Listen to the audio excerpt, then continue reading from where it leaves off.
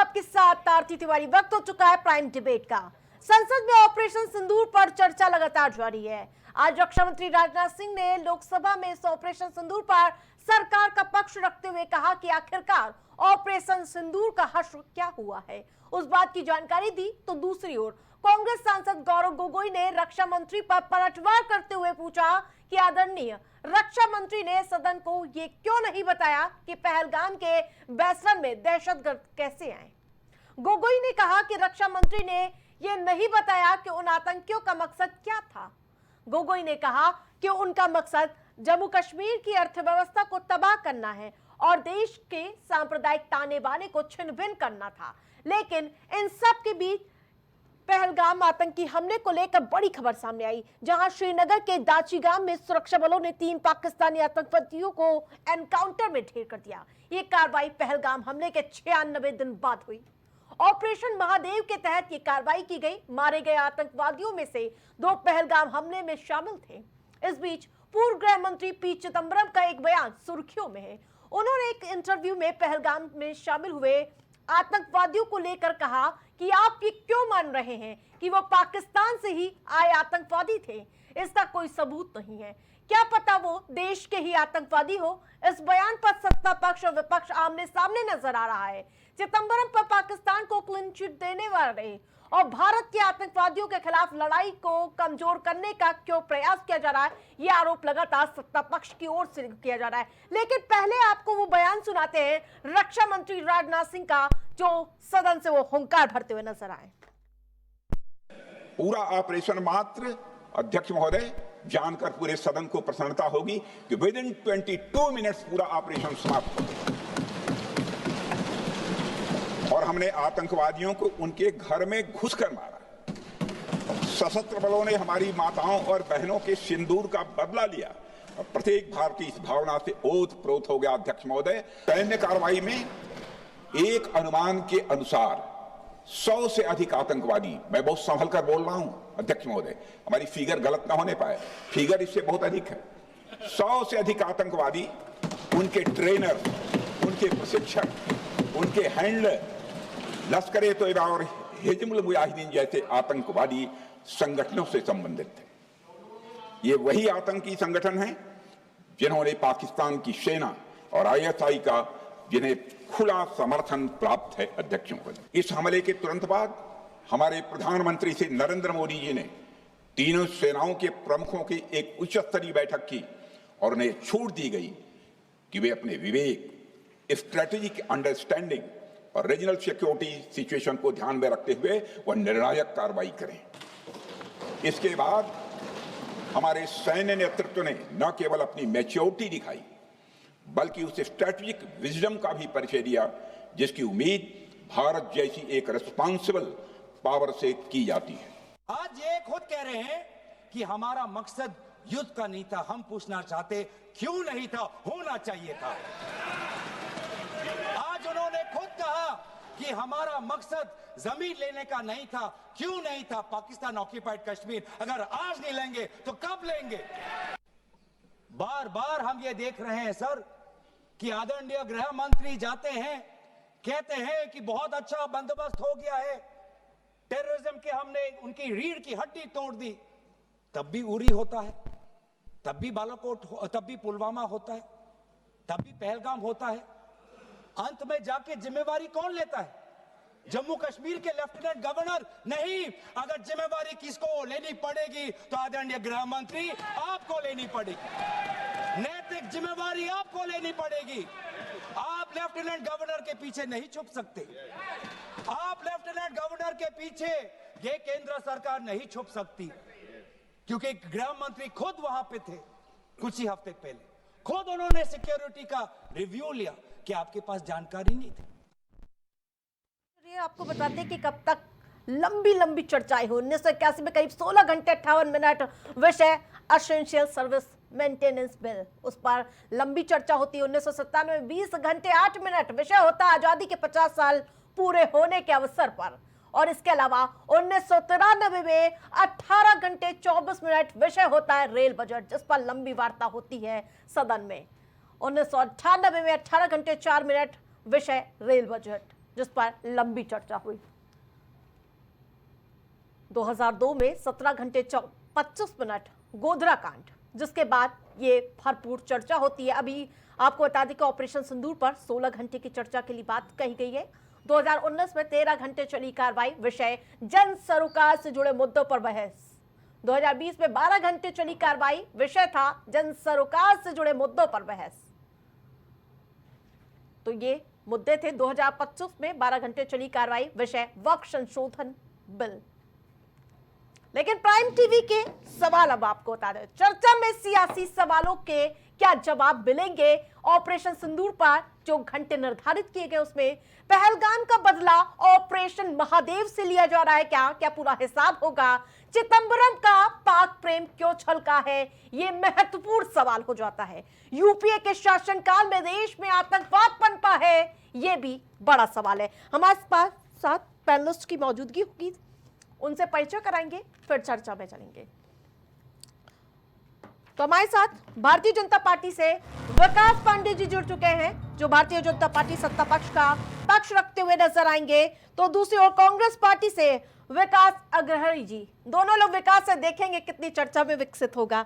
और आदेश शुक्ला जी हमारे साथ वरिष्ठ पत्रकार जुड़ चुके हैं स्टूडियो से, और विनय तिवारी राजनीतिक विश्लेषक हमारे साथ जुड़ चुके हैं। लेकिन विकास जी, सबसे पहले आपका ही रुख करूंगी। पांडे जी, आखिरकार विपक्ष की तरफ से बार बार ये पूछा जा रहा है कि ऑपरेशन सिंदूर की सफलता अलग बात है, लेकिन पहलगाम के भीतर आतंकी घुसते हैं, पहलगाम में आतंकी कैसे घुस जाते हैं? विकास जी।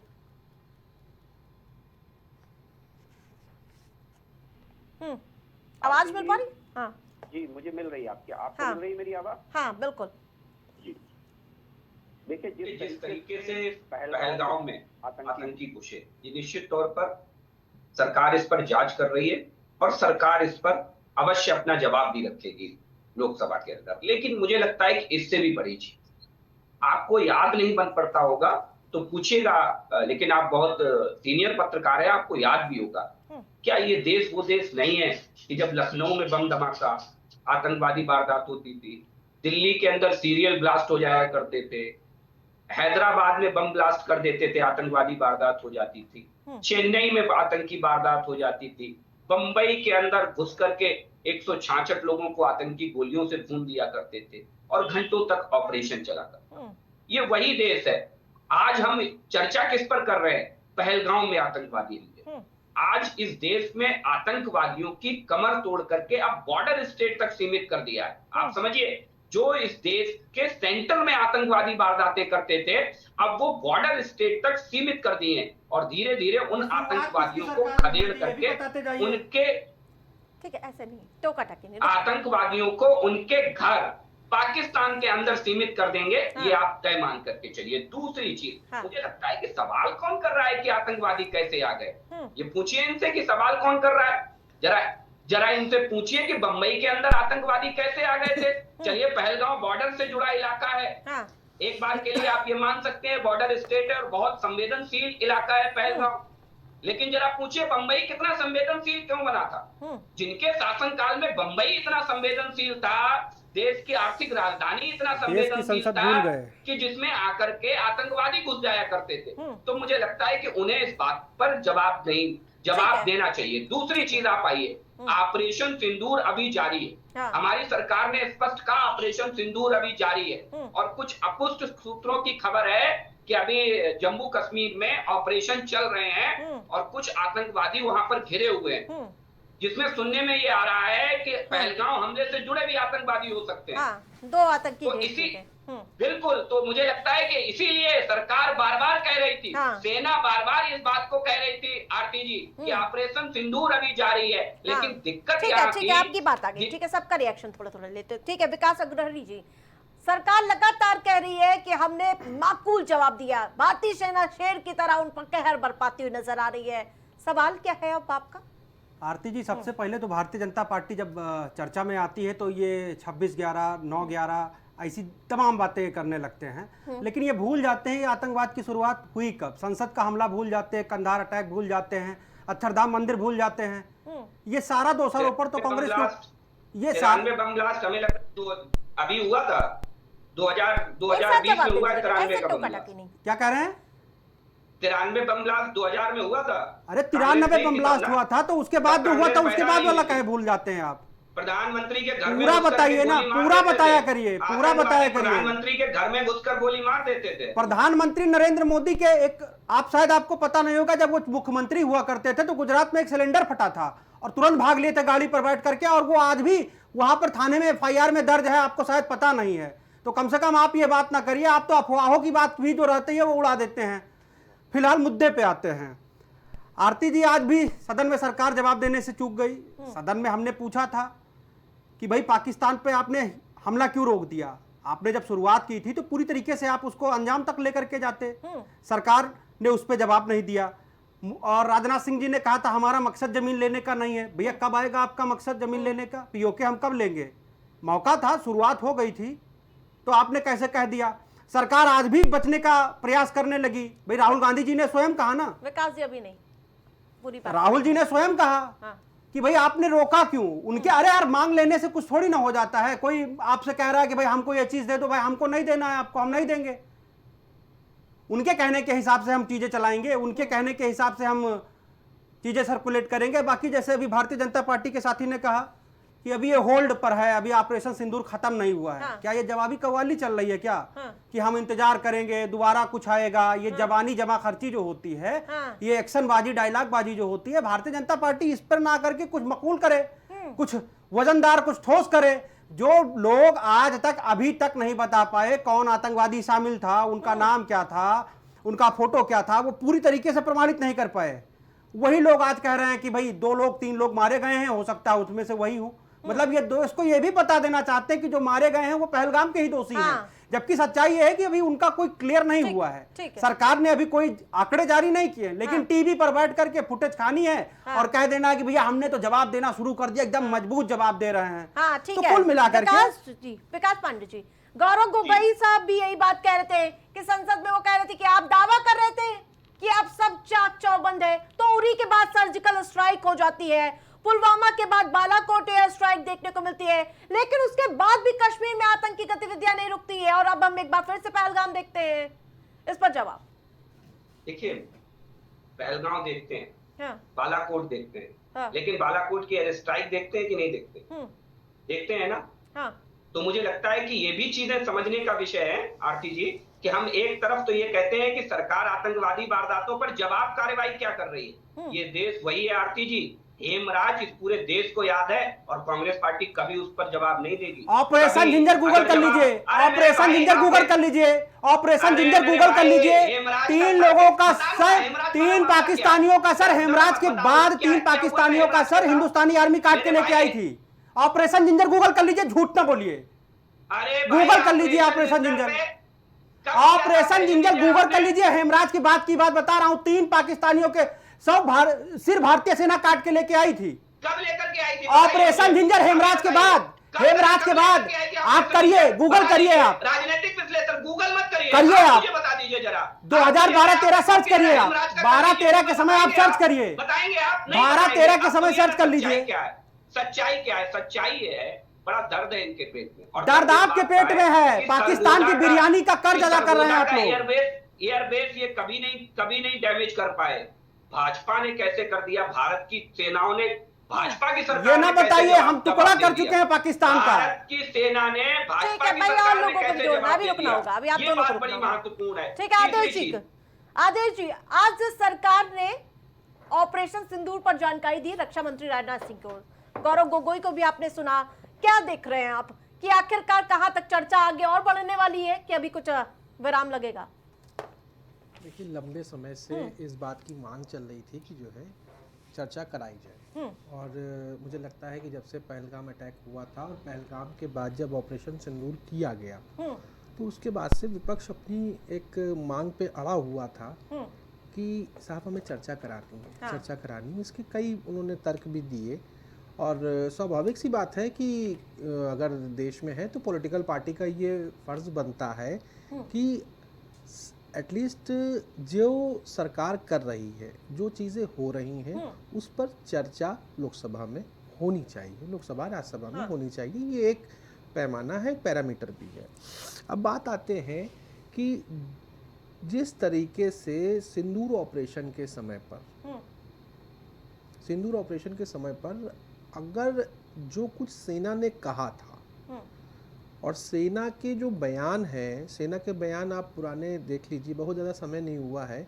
सेना ने कहा था कि हमको ये मत बताइए कि हमारे कितने मारे गए, हम ये नहीं बताने आए, हमने कितने मारे आप ये पूछिए। हाँ, ये तो राजनाथ सिंह भी आज कह रहे थे कि ये सवाल पूछना चाहिए। बस वहीं पे मैं आ रहा हूँ। देखिए, पूरा जो भी आज की विषय है और विषय के अनुसार जो भी चर्चा है, आप सेना के बयान उठा लीजिए जो पुराने दिए गए हैं और राजनाथ सिंह का आज का भाषण उठा लीजिए। हाँ। तो कम से कम सिमिलर है, एकदम सीधी सी बात है। जो सेना ने कहा है वो वही बात कह रहे हैं। सेना ने उस समय भी कहा था कि उन्होंने 100 से ज़्यादा आतंकवादियों को जो है मारा है, उनके ठिकानों पे उन्होंने ये सेना के बड़े अधिकारियों ने ये बात कही थी और एक फोरम पे कही थी, अच्छे फोरम पे कही थी।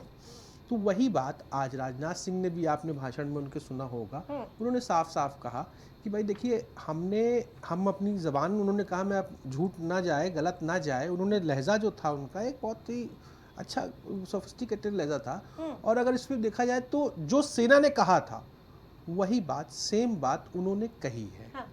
तो सीधी सीधी बात है। और मेरा ऐसा मानना है कि राजनीति अपनी अलग जगह है और जैसे आज देश में संसद में इस पर एक चर्चा थी, तो ये चर्चा थोड़ी सी गर्मा गर्मी ना होती, थोड़ा सा इस पे पहले विपक्ष को सरकार का जो वर्जन आना था, हाँ। वो उसको सुनना चाहिए। हाँ। मेरा ऐसा एक मानना है। और उसे भी अपनी बातों में सेना का ही तर्क देना चाहिए था।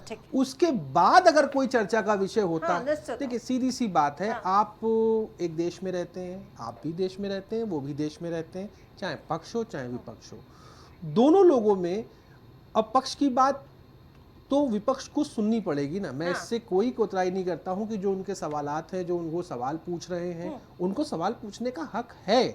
लेकिन मेरा मानना है कि आज के पैरामीटर के हिसाब से आज की जो चर्चा थी, जो फर्स्ट डे वाली चर्चा थी, जिसका वो एक ये हो रहा था कि चर्चा होगी, अभी 16-18 घंटे की चर्चा है जिसमें, और पीछे नहीं हट सकता है कोई भी। इस बीच बड़ी खबर सामने आ रही है, संसद में लगातार सत्र जारी, इन सबके बीच गृह मंत्री अमित शाह ने खरी खरी विपक्ष को सुनाई है। तो बड़ी अपडेट, संसद में विपक्ष पर बिफरे गृह मंत्री अमित शाह। तो लगातार संसद का सत्र जारी है, विपक्ष को विदेश मंत्री पर भरोसा नहीं है। तो ये बयान आया है गृह मंत्री अमित शाह का संसद के पटल से। विपक्ष को दूसरे देशों पर भरोसा है, पी चिदंबरम के बयान का भी शायद जिक्र करते हुए नजर आए। विपक्ष इसलिए कई सालों तक विपक्ष में ही बैठा है। तो बिफरते हुए नजर आए गृह मंत्री अमित शाह विपक्ष पर। वो बयान सुनाते हैं आपको पहले अमित शाह का। मेरी एक बात की आपत्ति है, भारत देश का शपथ लिया हुआ विदेश मंत्री यहाँ स्टेटमेंट कर रहा है, उस पर भरोसा नहीं है, उनको किसी और देश पर भरोसा है। मैं समझ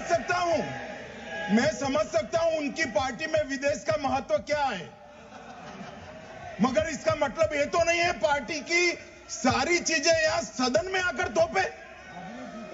भारत के विदेश मंत्री पर भरोसा नहीं करोगे, ओथ लिया हुआ व्यक्ति यहां पर बोल रहा है, he is responsible.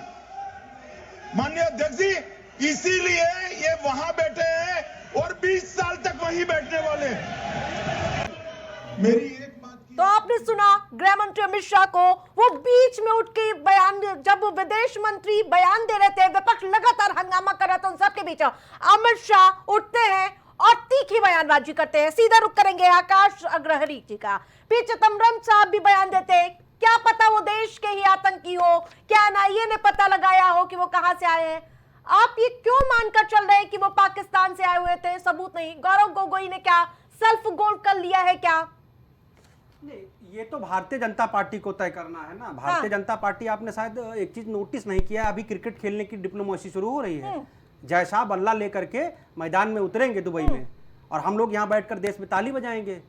Bharatiya Janata party की यही तो डिप्लोमेसी है, भारतीय जनता पार्टी की यही तो विदेश नीति है। जिस विदेश मंत्री का ये हवाला दे रहे हैं, उन्हीं विदेश मंत्री ने साफ शब्दों में ये कहा था ना, अगर उनके अंदर इतना गट्स है, इतना नैतिक साहस है, तो साफ शब्दों में कह दे डोनाल्ड ट्रंप को कि भाई 26 बार हो गया, 27वीं बार अगर आपने बोला तो हम आपको खरी खरी सुनाएंगे। आप क्यों एक तरफा सुन रहे हैं? आप विपक्ष पे क्यों थोप दे रहे हैं? हम आपके हवाले, हम भी तो यही चाहते हैं ना। आप भी कह दीजिए डोनाल्ड ट्रंप आपकी बोले तो आपकी ठिकाएगा नहीं। आप भी बोल दीजिए एक बार डोनाल्ड ट्रंप को साफ शब्दों में। आप भी नरेंद्र मोदी एक ट्वीट कर देना कि भाई डोनाल्ड ट्रंप आपका बहुत हो गया लफ्फा जी, बहुत तराई कर लिया, आप बहुत ज्यादा बोल लिए, अब मत बोलिए, हमने आपके दबाव में घुटने नहीं टेके हैं, कह दीजिए।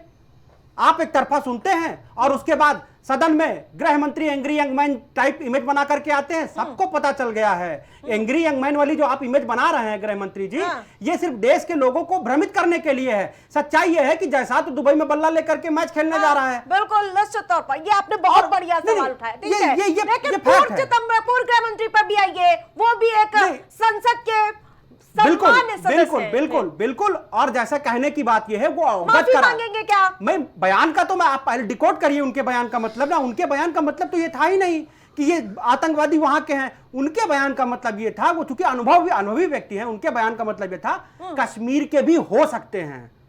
इसको आप सही से जांच करिए। वो ये कह रहे हैं, वो तो ये कह नहीं रहे हैं कि पाकिस्तान का है कि कश्मीर का कहां, वो तो ये कह रहे हैं ना कश्मीर के हो सकते हैं।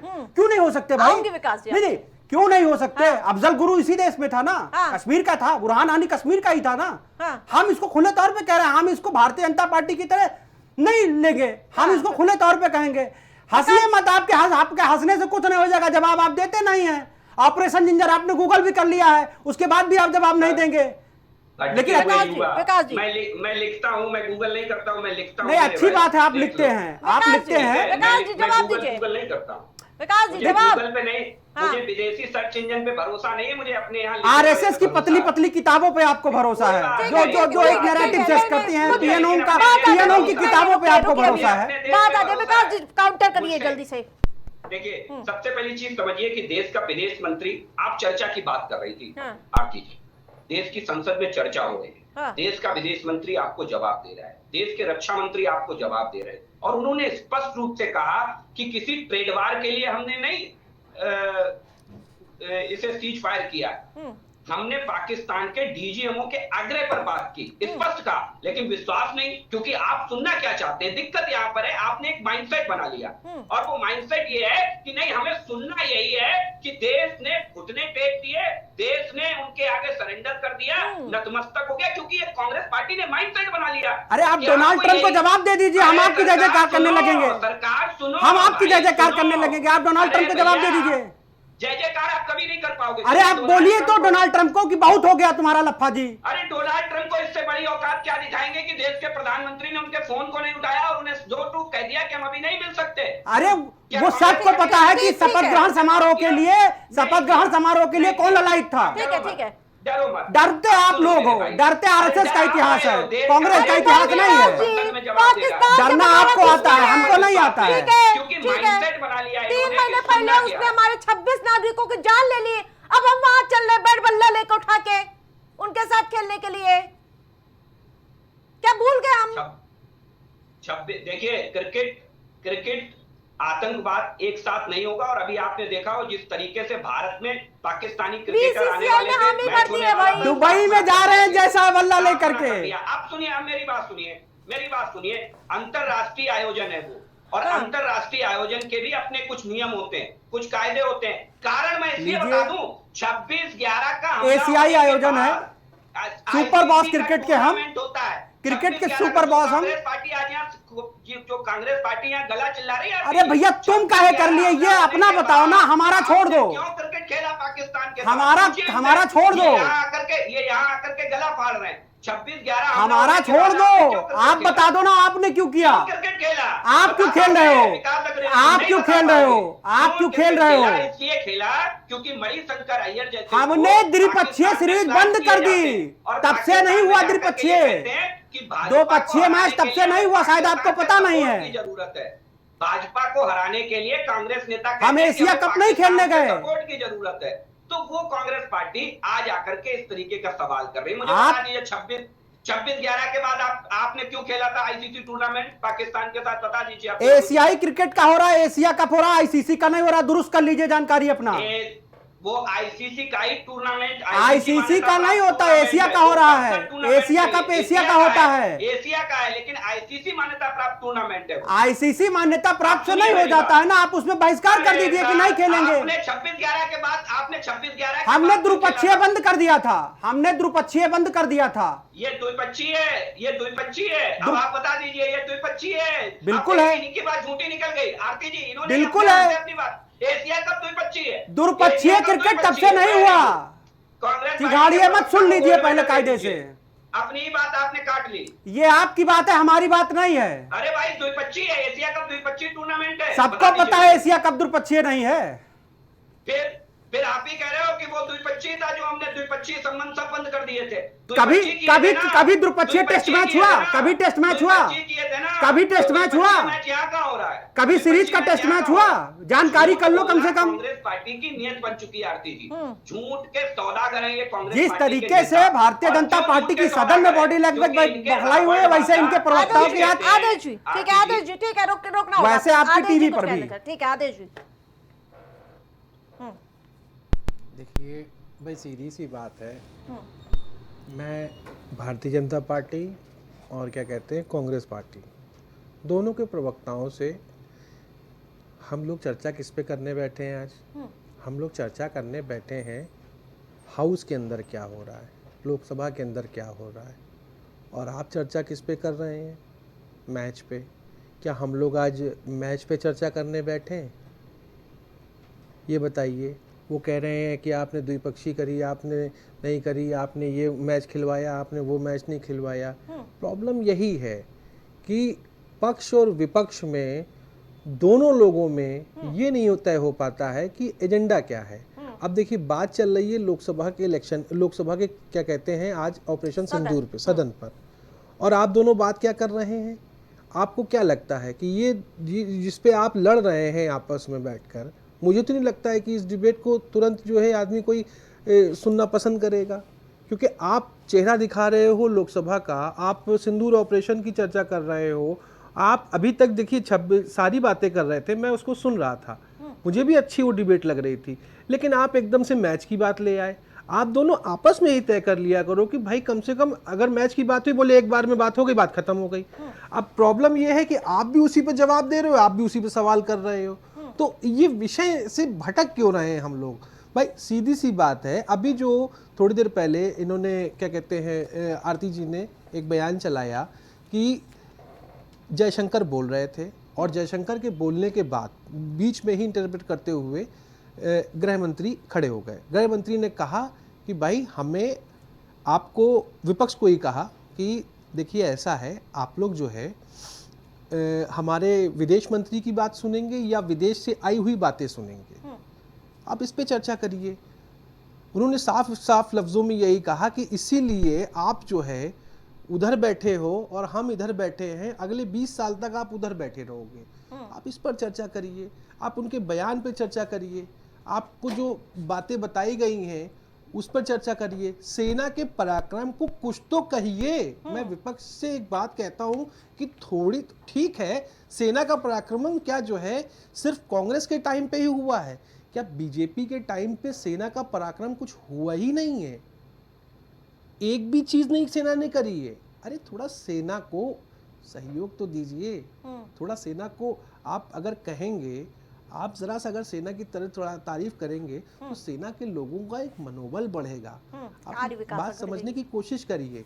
अब इस पे ये नहीं कि बहस हो, कभी कभी ठीक है चर्चा होती है, चर्चा में आप अपनी बात कहिए, लेकिन बीच बीच में आप सेना के पराक्रम को भी बताते चलिए। आपका झगड़ा वैचारिक चाहे जो भी हो, राजनीतिक चाहे जो भी हो, लेकिन आप दोनों लोग को सेना के मामले में कम से कम राजनीति नहीं करना, राजनीति नहीं करना। आदेश जी, आपकी बातों से पूरी तरह से मैं सहमत हूं, लेकिन सेना का क्या कांग्रेस के टाइम पे कभी राजनीतिकरण हुआ था जिस तरीके से भारतीय जनता पार्टी आज करने लगी है? ऐसा लोग नहीं, देखिए जैसे आप भी नहीं ऐसे नहीं, एक एक करके मैं बताऊंगा। इंदिरा गांधी याद दिलाऊंगा तो दिक्कत उक्कत नहीं होती है, हम लोग सुनने बैठे, हम लोग लोकतांत्रिक व्यक्ति हैं, आपको दिक्कत होती है, आपको दिक्कत होती है, हमको ना बताइए।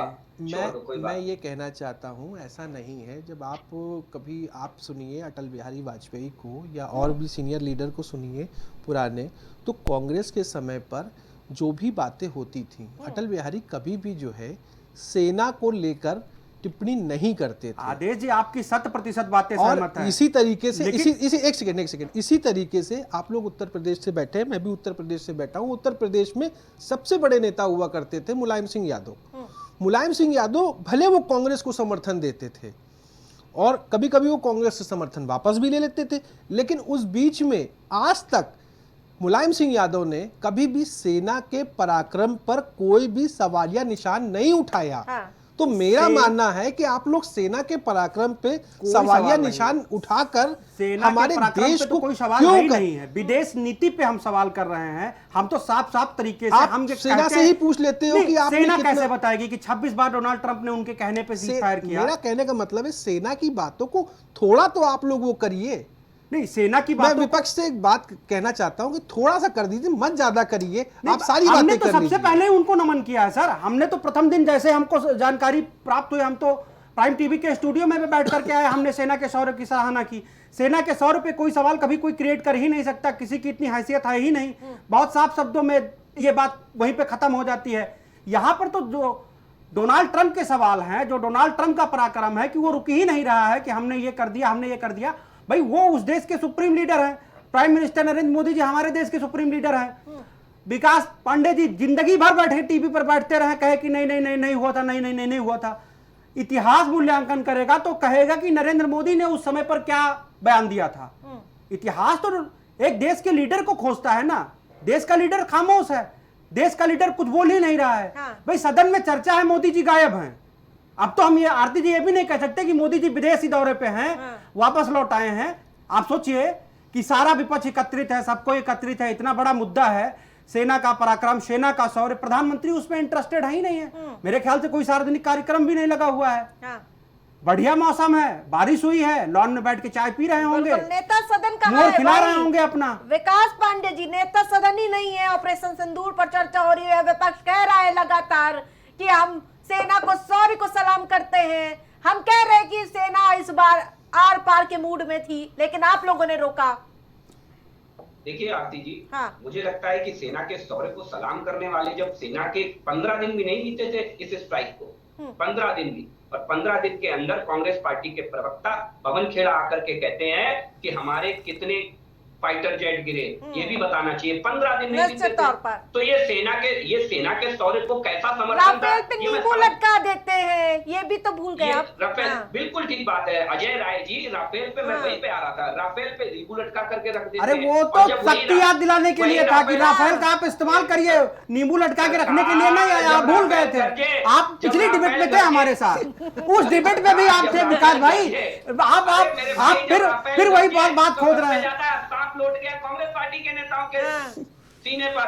जब राफेल गरजे तो सबसे ज्यादा साफ तो कांग्रेस पार्टी के प्रॉब्लम तो यही हुई। समस्या यहाँ पर हुई कि कांग्रेस पार्टी एक माइंडसेट बना करके राजनीति कर रही है और मुद्दे है नहीं। अब चाहिए क्या कि उन मुद्दों को कैसे मुद्दा बनाया जाए। मुद्दे की फेहरिस्त है साहब इस बार तो मुद्दे, लेकिन चर्चा हो तब ना, चर्चा करेंगे तब ना। आपको भी याद हो आरती जी, चर्चा करें तब ना। पहले ये 22 घंटे की चर्चा तय थी या नहीं थी? और चर्चा 22 घंटे की ना करके 16 घंटे की गई। क्यों की गई जानते हैं आप आरती जी? मैं कई बार कहता हूँ ये इसलिए की गई क्योंकि पूरे देश ने इनका चरित्र देख लिया।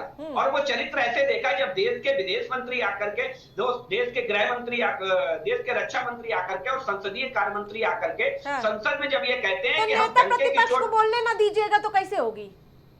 नेता प्रतिपक्ष खूब बोले ना, लेकिन नेता प्रतिपक्ष एक बार भी चिदम्बरम के ऊपर नहीं बोलेंगे। नेता प्रतिपक्ष एक बार भी सिद्धरमैया के ऊपर नहीं बोलेंगे। नेता प्रतिपक्ष अपने अरे डोनाल्ड ट्रंप के ऊपर बुलवा लो मेरे भाई, छापे पे तो नेता सदन से डोनाल्ड ट्रंप के ऊपर बुलवा लो। अपने ईडी डोनाल्ड ट्रंप के ऊपर बुलवा लो ना, अपने जीजा जी के। लेकिन जीजा जी के वक्तव्य पर चुप हो जाएंगे जब वो कह देंगे कि सेनाओं के शौर्य पर सवाल खड़ा कर देंगे, आतंकवादी पहलगाम आतंकवादियों को हिंदुत्व के ऊपर ठीकरा फोड़ देंगे। तो मुझे लगता है कि नेता प्रतिपक्ष कितना गंभीर है कितना नहीं है आप बहुत अच्छे से जानते हो, उस पर मैं नहीं जाऊंगा।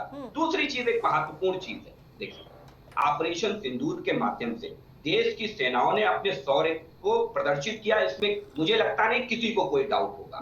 दूसरी चीज, आप डोनाल्ड ट्रंप पर बिलीव करते हैं। आपको मालूम है अभी ज्यादा से ज्यादा हफ्ते भर पहले की खबर है कि पाकिस्तान का रहीम यार खान एयरबेस, जिसे भारतीय सेनाओं ने नष्टो नाबूद किया था, वो आज तक ऑपरेशनल नहीं है। तीसरी बार उसकी डेडलाइन बढ़ाई गई है रिपेयर के लिए, तीसरी बार। वो नहीं दिखेगा किसी कांग्रेस पार्टी को। चाइनीज सैटेलाइट एजेंसी है मिजाज विजन, चाइनीज सैटेलाइट एजेंसी, उसने तस्वीरें जारी की बाकायदा, और उसमें सबने देखा किस तरीके से पाकिस्तान के चाहे सरगोदा हो, चाहे जकोआबाद हो, चाहे बुरीद के हो, सब ध्वस्त कर दिया बीजेपी भारतीय लगातार सेनाओं ने। कहती है आपके लेकिन नेता उसके बाद पाकिस्तान की हेडलाइन क्यों बनना चाहते हैं? आज पी चिदम्बरम की हेडलाइन बन रही है वहां पर। ये तो भारतीय जनता पार्टी अपना प्रोपोगंडा क्रिएट करके, मुझे लगता है आरती जी, मेरा सवाल ये था कि अरे सुनिए, हम प्रोपोगंडा क्रिएट करें तो चिदंबरम आरती जी आपको क्या, आपने वो तस्वीरें देखी है जिस तस्वीर की बात विकास पांडे जी कर रहे हैं? मैं आपसे पूछता हूँ आरती जी, आपने क्या वो तस्वीरें देखी हैं जहाँ पे एयरबैग पूरी तरीके से खुद गया है, गड्ढे हो गए हैं 10-20 फीट के, इनके बताए अनुसार? आपने देखी आरती जी? आपने वो तस्वीरें देखी हैं? आदेश जी आपने देखी हैं वो तस्वीरें? जैसे अभी भारतीय जनता पार्टी प्रोपोगंडा फेंक रहे हैं कि 10-20 फीट के गड्ढे वहां रहीम एयरबेस पे हो गए हैं, 3 महीने से वो ठीक नहीं कर पाए, उसके गड्ढे वो लोग नहीं भर पाए। पाकिस्तान मीडिया की किसी ने और भी देखी है, खाली आपने ही देखी है? बस मेरा सवाल तो लोग यहाँ और बैठे हैं उनसे भी है। हम लोग भी इसी धरती पे रहते हैं, जंगल में नहीं रहते हैं। ये आपके पास खाली आपके व्हाट्सएप यूनिवर्सिटी पे आता है जो आप टीवी पर बैठ के फैलाने लगते हैं। 2 व्यक्ति यहाँ और बैठे हैं, उनके पास नहीं आया है। रहीम खान एयरबेस की तस्वीरें हमने देखी थी, उस समय तबाह किया गया था, हमने भी देखी थी। लेकिन जिस तरीके का आप लंबा लंबा फेंकने लगते हैं, चीनी सैटेलाइट का तस्वीर आ गया, ये आ गया, वो आ गया, वो किसी के पास नहीं आया। सेना ने वो तस्वीरें दिखाई थी। मैं आपको कह रहा हूं, 2 लोग यहाँ और बैठे हुए, कोई जंगल से गांव से नहीं आया है, सीधा गांव से जंगल से निकल करके स्टूडियो में बैठ गया है। कोई और व्यक्ति नहीं देखा, सिर्फ आप ही देखे होंगे उस तस्वीर को। और बार बार उस चीज को मत दोहराइए, बार बार कह देने से कोई झूठ सच नहीं हो जाएगा। बिल्कुल ठीक है। आप तो परमाणु वहां पे लीकेज भी कर दिए थे, दुनिया ने देखा, परमाणु लीकेज हो गया था पाकिस्तान में। ठीक है, ठीक आप तो वो भी कर दिए थे। जबानी जमा खर्ची में कुछ नहीं जाता भाई मेरे। ठीक है आदेश जी, कुछ प्रैक्टिकल बात करिए। 2 तस्वीरें सामने हैं और मैं आज एक पीड़िता का बयान सुन रही थी, जो 26 लोग मारे गए थे उन्हीं में से थे, कानपुर की पीड़िता। हाँ बिल्कुल, वहां पर राहुल गांधी भी जाते हैं, मुख्यमंत्री योगी आदित्यनाथ भी जाते हैं और वो कहती हुई नजर आती हैं।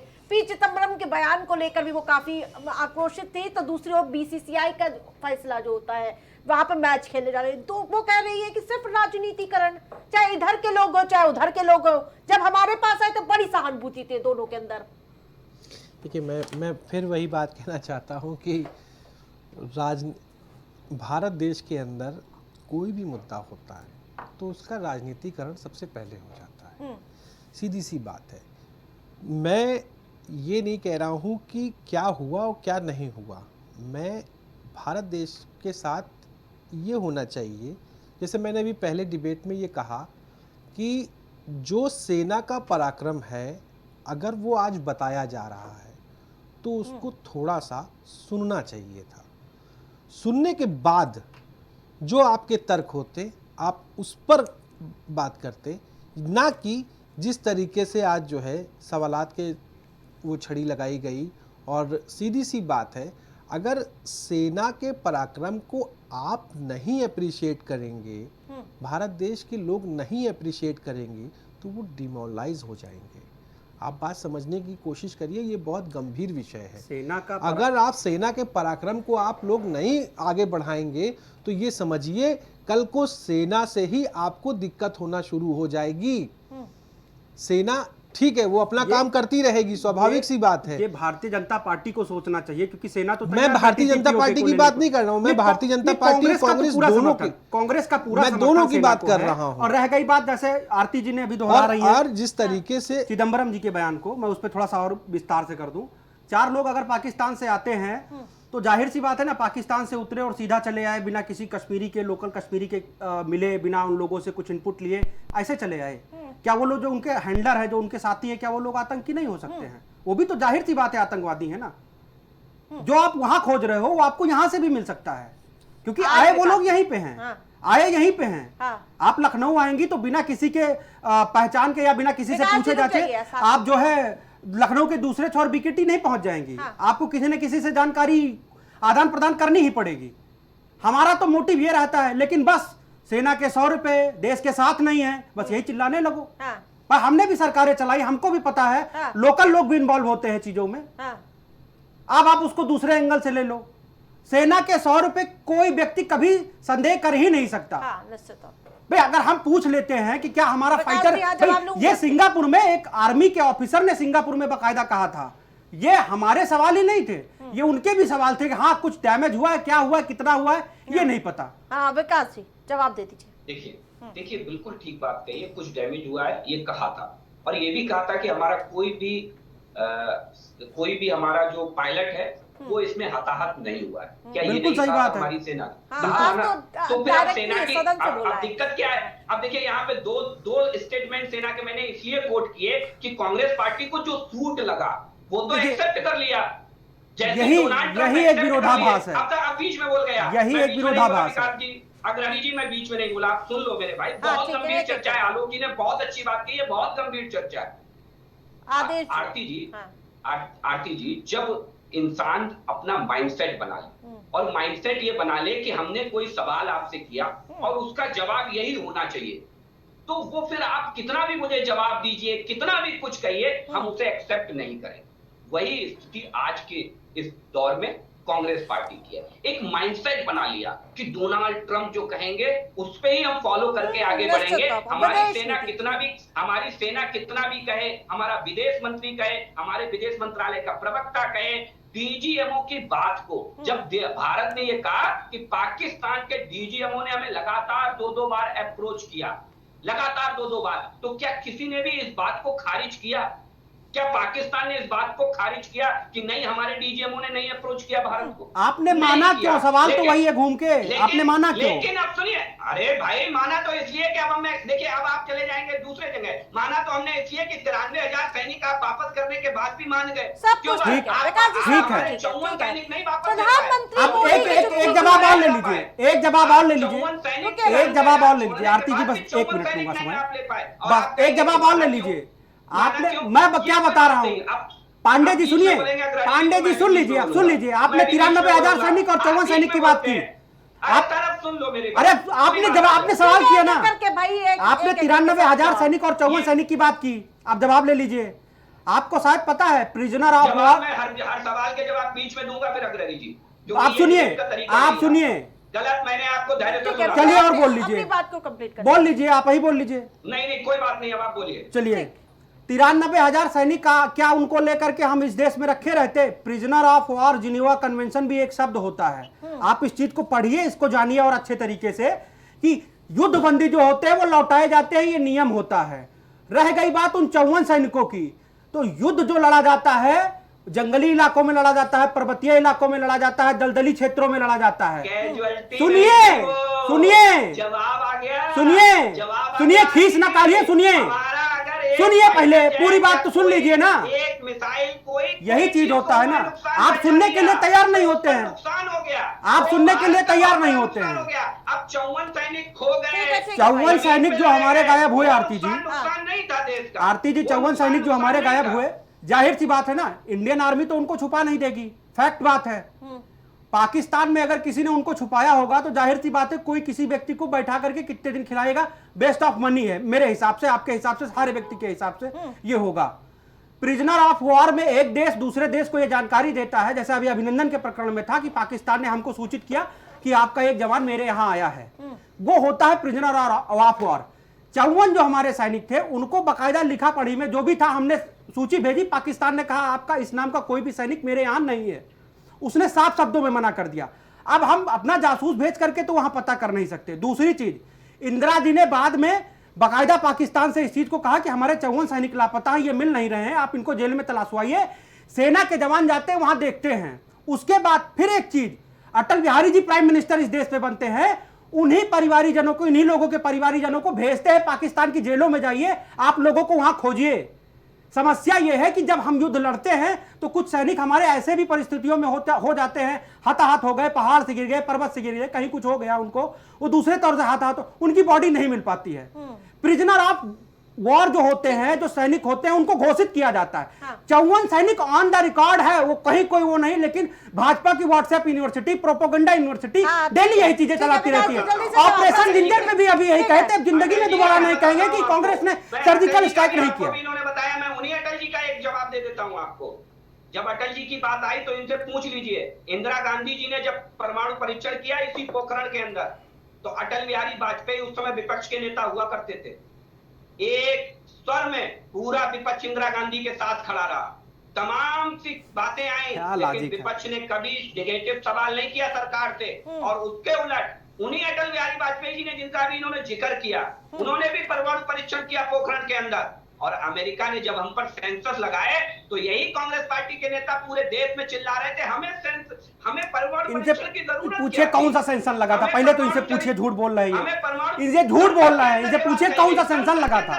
झूठ बोलना बंद करिए, झूठ बोलना बंद करिए। सेंसन कौन सा लगा था ये बताइए, सेंसन कौन सा लगा था ये बताइए, आपको मालूम है जिंजर ऑपरेशन कब हुआ? बताइए, बताइए आप हमको, सेंसन कब, कौन सा सेंसन लगा था? ठीक है भाई, ठीक है यही झूठ होता है, यही झूठ होता है। आदेश जी, और हेमराज का सैनिक 2013 में काट ले गए। ठीक है आदेश जी, आज रक्षा मंत्री राजनाथ सिंह जब सदन में बोल रहे थे, उन्होंने एक बात बहुत बढ़िया बोली थी। उन्होंने कहा कि एक बार भी हमसे ये नहीं पूछा गया कि सेनाओं में दुश्मन के कितने विमान मारे गए। और एक और बड़ी बात थी, किसी भी परीक्षा में नतीजे मायने नहीं रखते हैं, हमें ये देखना चाहिए कि परीक्षा के दौरान पेंसिल टूट गई या फिर पेन। देखिए, ये बयान जो है कि जो रक्षा मंत्री ने दिया, रक्षा मंत्री का साफ साफ था भाई, जिस तरीके की आप बात कर रही हैं, हाँ। कि पेंसिल टूट गई या पेन, नतीजे मायने रखते हैं, नतीजे मायने रखते हाँ। हैं, नतीजे ही इम्पोर्टेंट है। हाँ। सीधी सी बात है। देखिए, जो राजनाथ सिंह का आज बयान है, अगर आप उसको देखेंगी तो वो पूरा सेना के द्वारा जो बातें कही गई हैं, क्योंकि वो खुद रक्षा मंत्री हैं और उन्होंने इस ऑपरेशन को बहुत जो है नज़दीक से देखा है, सेना की एक एक चीज़ उनको पता है, सेना ने जो भी कुछ कहा है वो वही हाउस के अंदर बोल रहे हैं और कुछ वो अपनी तरफ से कुछ नया नहीं है। आप बात समझने की कोशिश करिए कि जो रक्षा मंत्री ने बातें कही हैं उस पर हमें इसलिए वो मानना पड़ेगा कि वो सेना की बातें हैं और सेना ने जो कहा है वही बात है, इधर उधर की बात नहीं हो उसमें। उन्होंने साफ साफ कहा कि आप कभी ये नहीं पूछते हो कि साहब हमने वहाँ कितने मारे, हमारे कितने गिर गए, आप ये सवाल करते हो, आप कभी ये नहीं पूछते हो। तो स्वाभाविक सी बात है, अगर सेना को बढ़ावा देना है तो सेना को थोड़ा सा आपको अप्रिशिएट करना पड़ेगा। और देखिए, आप अगर देश की बात पे आते हैं तो देश की बात पे अगर कोई, मुझे लगता है कि छोटी सी बात अगर कोई होती भी है तो उसमें आपको वो बात छुपा के आपको अपने देश की बात पे ये बताना चाहिए। क्योंकि ये जो डिबेट हमारी चल रही है, ऐसा नहीं है कि ये डिबेट सिर्फ एक 4 लोग बैठ के देख रहे हैं, ये अभी यूट्यूब पे पहुंचेगी और यूट्यूब के जरिए इस डिबेट को कितना देखा जाएगा इसका आप अंदाज़ा आप नहीं लगा सकते हैं। जैसे ही आप सेना के या अपने लोकसभा में जो नेता बोल रहे हैं और उनके बयान को आप खारिज करेंगे, आपकी यही डिबेट वहीं से वायरल शुरू हो जाएगी। हाँ, जैसे पी चिदम्बरम का बयान ही ले लीजिए। हाँ। अब वो बाद में सफाई कह रहे हैं कि उसको तोड़ मरोड़ के पेश किया गया। बात समझने की कोशिश करिए आरती जी, आप मेरी बात तो समझिए। जैसे हम लोग चर्चा कर रहे हैं तो चर्चा में ठीक है, आप चर्चा करिए, लेकिन एक हद तक अगर आप चर्चा करते हैं और चर्चा में आप जब वो चीजें शामिल करते हैं और एकदम वो लगने लगता है कि नहीं आप किसी देश के प्रति आप थोड़ा सा भी वो हो रहे हैं, तो वो चर्चा फिर गलत तरीके से वायरल हो जाती है। मेरा सभी लोगों से अनुरोध ये रहता है कि चर्चा ऐसी करिए जो गलत तरीके से परोसी ना जा सके। हाँ, ठीक है। लास्ट कमेंट आकाश अग्रहरी जी। मोदी जी का मकसद युद्ध का नहीं था, मोदी जी का मकसद पीओके लेने का नहीं था, ये आज रक्षा मंत्री राजनाथ सिंह ने साफ शब्दों में कहा है। और मैं चाहता हूँ, मैं समझता हूँ कि पूरा देशवासी इस बयान की कड़ी निंदा करेगा, क्योंकि उनका नाम भी निंदानाथ है।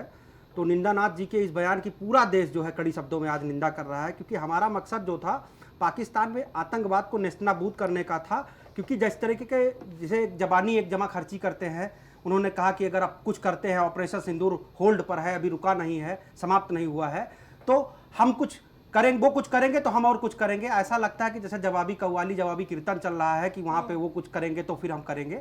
हम तो सीधा सीधा यही करते थे कि एक बार में ऐसा करो कि ये उठने न पाए, पूरी तरीके से नेस्तनाबूद कर दो। POK हमें पार। हमें हमें बड़ा अच्छा लगा था। मसूद अजहर रो रहा था, मसूद अजहर ने कहा कि काश मैं भी मर जाता। हमें बड़ा अच्छा लगा था। देश के हर नागरिक को इस पे गर्व है, कांग्रेस पार्टी को इस पे गर्व है, नो डाउट। लेकिन जब सदन में ही कहते हैं कि हमारा मकसद जो है जमीन लेने का नहीं था, हमारा मकसद युद्ध करने का नहीं था, तो मैं ये जानना चाहता हूं कि जो देश में माहौल था, जो देश में ये सारी चीजें हुई कि हमको जो है अलार्म सुनाए गए, हमको ये बताया गया कि भाई ड्रिल, हम लोग तैयार हो गए, हम लोग भी मानसिक रूप से तैयार हो गए थे कि युद्ध का समय है, देश के साथ में रहेंगे, देश की हर एक जो प्रधानमंत्री जी सरकार हमारा आदेश करेगी हम उसको फॉलो करेंगे। हम लोग तो युद्ध मोड में चल रहे थे। लेकिन हमको ये थोड़ी ना पता था कि डीजीएमओ एक फोन कॉल करेगा, कहेगा भैया ऐसा है, रहीम खान एयरबेस तबाह हो गया है, थोड़ा सा होल्ड कर दो। भाई रहीम खान एयरबेस को बचाने के लिए या पाकिस्तान को बचाने के लिए हमने थोड़ी ना उनसे मार की थी, हमने मार इसलिए की थी कि हम पूरी तरीके से आपको नेस्तनाबूद कर देंगे। ठीक है विकास पांडे जी, लास्ट कमेंट। बिल्कुल ठीक कहा हमारे कांग्रेस साथी ने कि हमने मार इसलिए की थी कि हमने नस्त नाबूद कर देंगे। देखिए, जिस तरीके की जो गलती करता है उसे उस तरीके की सजा दी जाती है, और पाकिस्तान ने जो गलती की और जब उसने गलती की, देखिए सरकार वही है, देश की सेनाएं भी वही है, सरकार बदली है और सरकार बदलने के साथ देश की सेनाओं का एटीट्यूड बदला और जवाब देने का तरीका बदला है। ये देश वही है। आप 2008 में इस देश में 26/11 होता है, हम सबको याद है कि तहव्वुर राणा आज इस देश में लौट करके आया है। 2008 से लेकर के 2014 तक लगभग 7 साल कांग्रेस पार्टी इस देश में सरकार में रही है, और उसके बाद क्या स्थितियां रही ये हम सब जानते हैं। देखिए, इसमें नहीं जाना चाहिए। सबसे महत्वपूर्ण चीज ये है कि जब आपको मसूद अजहर के आंसू दिखे, उसका रोना आपको अच्छा लगा, और उसके उलट आप आकर के ये पूछोगे कि अपनी ही सेना से ये पूछोगे कि हमारे विमान कितने गिरे, हमें नुकसान कितना हुआ, ये बड़ा दुर्भाग्यपूर्ण होता है और ये कांग्रेस पार्टी को अपने में विचार करने का प्रश्न पैदा करता है।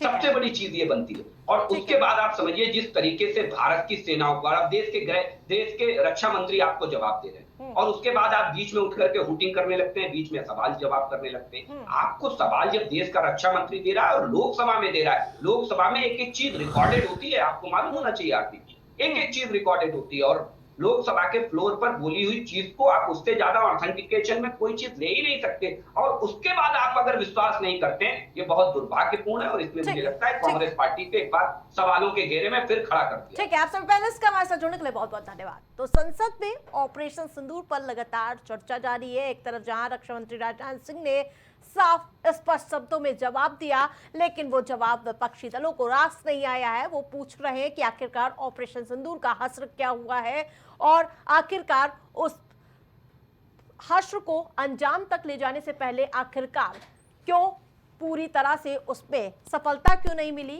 क्यों पीओके पार इस बार नहीं हुआ। तमाम ऐसे सवाल विपक्षी दलों से की ओर से पूछे जा रहे हैं।